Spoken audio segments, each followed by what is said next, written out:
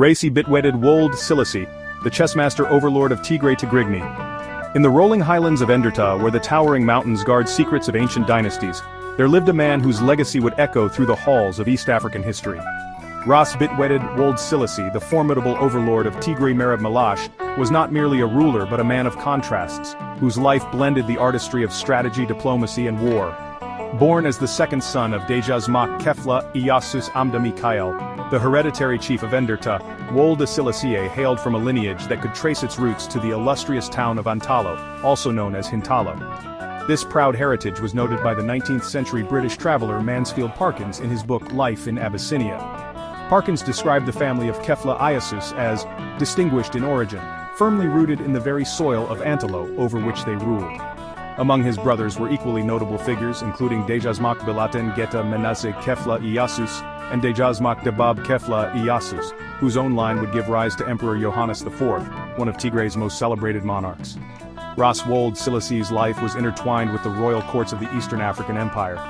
His marriages reflected alliances of power and prestige. His first wife, Mentawab, a sister to Emperor Egwale Seyon, tragically succumbed to smallpox in 1812.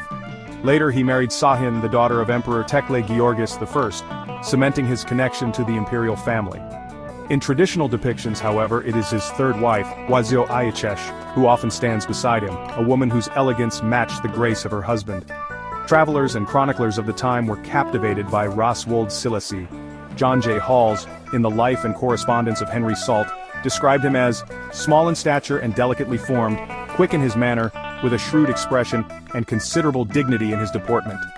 This sharpness of mind extended beyond the battlefield and the council chamber.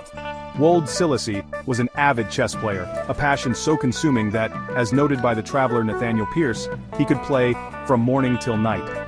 Perhaps it was on the checkered board where he honed the strategic thinking that defined his rule. Through victories, alliances, and games of chess, Ras bitwedded Wold Silisi carved his name into the annals of Tigrayan history.